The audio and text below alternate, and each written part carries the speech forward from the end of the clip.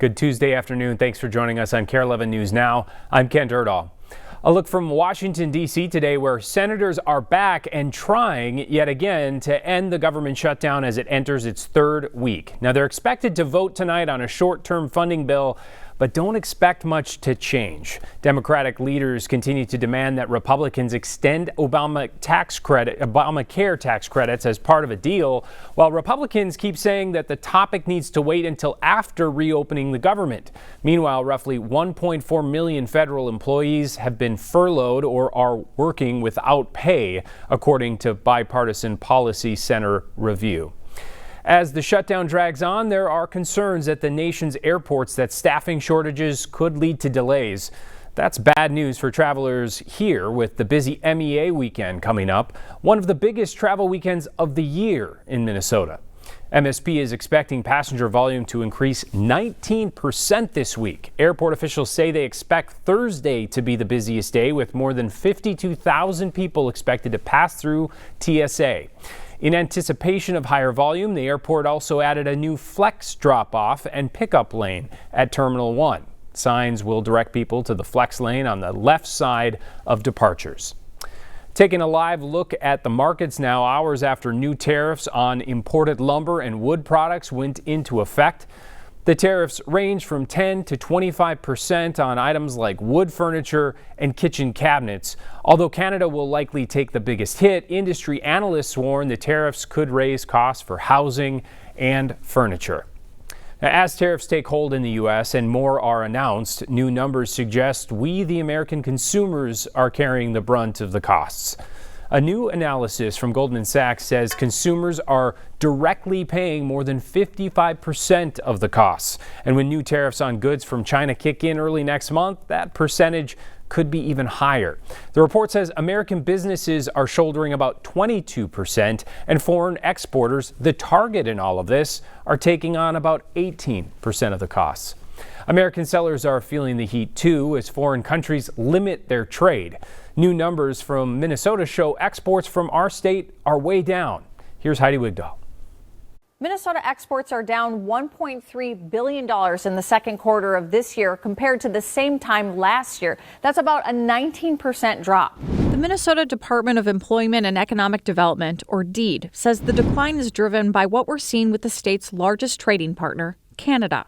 More than half of the decline is because of a massive drop in mineral and fuel sales. Last quarter, Canada imported 96% less oil from Minnesota.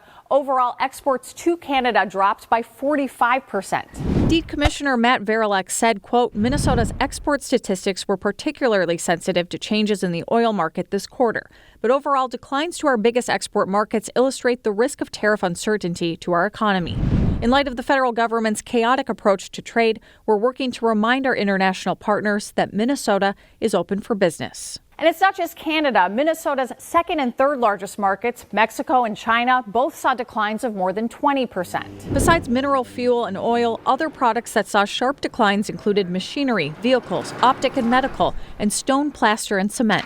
While Minnesota took a hit in the second quarter, U.S. exports overall were up 6%. Minnesota also saw some increases in exports to Europe, including to the U.K., Germany, and Switzerland. Exports to the state's fifth largest market, Ireland, went up by 15%. Governor Walz, Agriculture Commissioner Tom Peterson, and DEED's Minnesota Trade Office recently visited Ireland on a business development mission. An MTO plans on leading a trade mission to both Switzerland and Germany next month. Back to you. An economic analyst for DEED told us that exports of mineral fuels and oil tend to show large fluctuations between quarters. Quarterly data also tends to show more fluctuation, and annual data will give them a better picture, they say.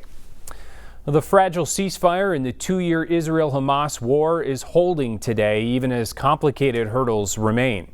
NBC's Matt Bradley has more from a hospital outside of Tel Aviv, where some of the 20 returned Israeli hostages are recovering. The celebrations are carrying into a second day here just outside of Tel Aviv at one of Israel's main hospitals, Shiva Hospital. This is where we understand 9 hostages are now convalescing after having been released from Hamas imprisonment.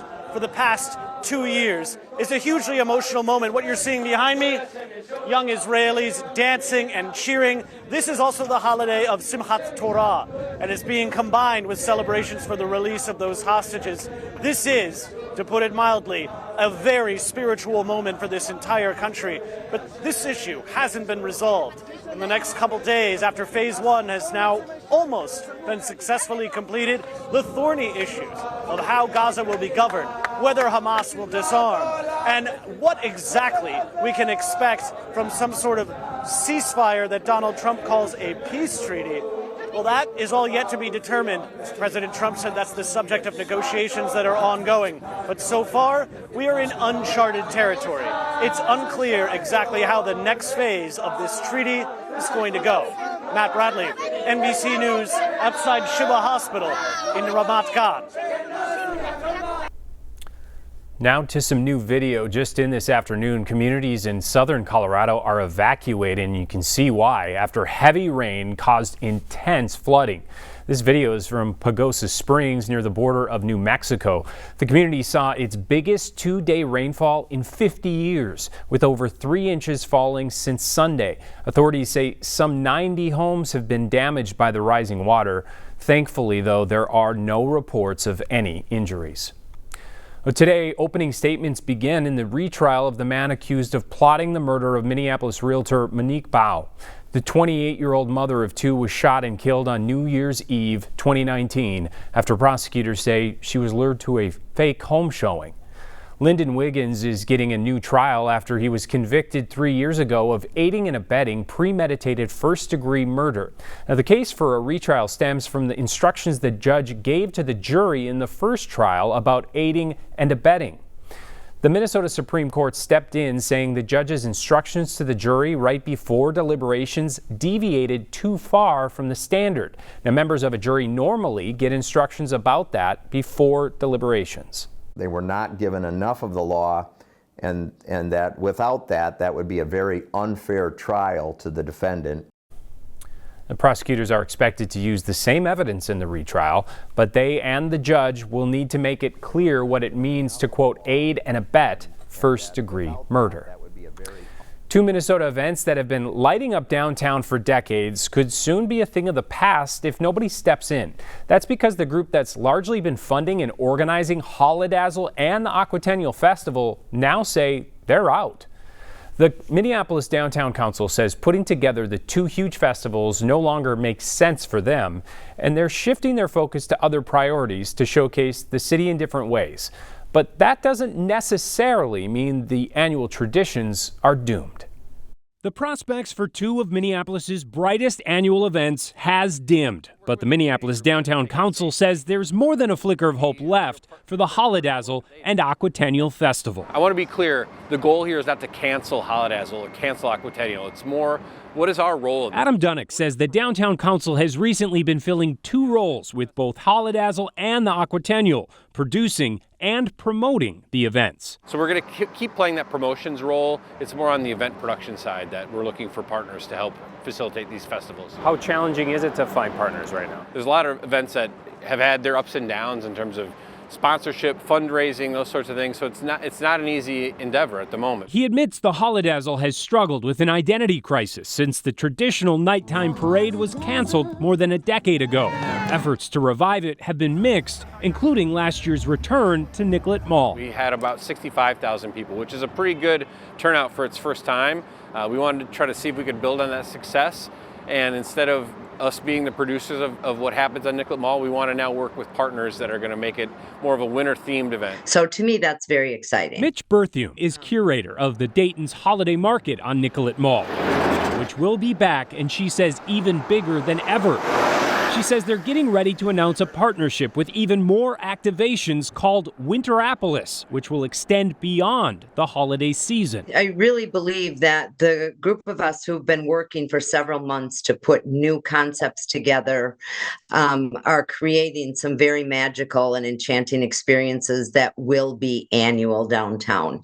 Might look a little different from Holidazzle, but it's going to be just a wonderful, wonderful experiences for our our guests who come downtown. Aquatennial could see a similar shift, though likely not in name. Aquatennial is essentially gone from being the 10 best days of summer to being a parade on Wednesday, fireworks on Saturday, and a handful of events in between. So how could we help work with somebody else to help run some of those portions of the event?